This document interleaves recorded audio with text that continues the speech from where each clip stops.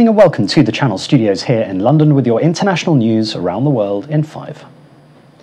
US-led evacuations from Kabul airport in Afghanistan are entering their final stage following the devastating twin bomb attacks. Funerals have taken place to commemorate those who died. Footage has emerged showing just how crowded the area was just minutes before the blast. At least 110 people, mostly civilians, died in the explosion. Many more were injured. The group calling itself ISK, a regional affiliate of ISIS, has claimed responsibility. Meanwhile, Joe Biden has vowed to seek revenge on the attackers. To those who carried out this attack, as well as anyone who wishes America harm, know this: we will not forgive. We will not forget. We will hunt you down and make you pay. Meanwhile, US and UK evacuations are thought to be nearing the final stages ahead of the August 31st deadline. The US Supreme Court has ruled to allow evictions to resume across the country.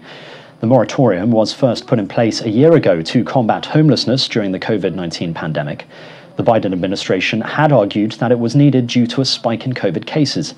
However, while all 3 liberal judges dissented from the ruling, all 6 conservatives ruled in favor of blocking the extension. They said many landlords are struggling with their mortgage repayments without regular rent money. Thousands of protesters have demonstrated peacefully in Colombia to urge the Congress to approve the union-backed social and economic policies supposed to benefit the most vulnerable. The focus of the march was a new version of the tax reform approved by congressional economic committees, supposed to raise corporate taxes and enshrine some spending cuts.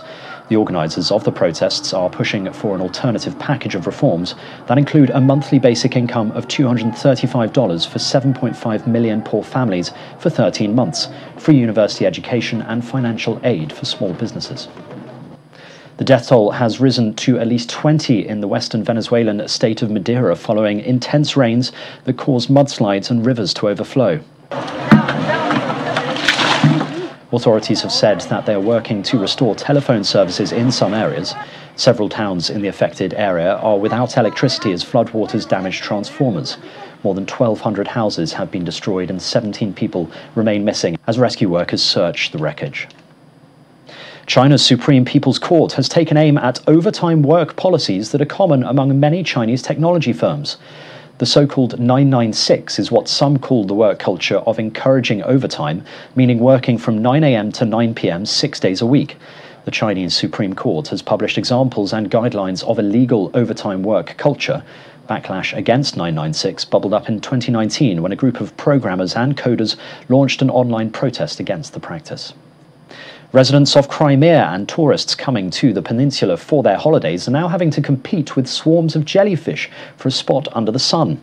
Thousands of jellyfish have washed up on the shore of a popular beach, prompting those who want to enjoy the warm Azov Sea to go elsewhere.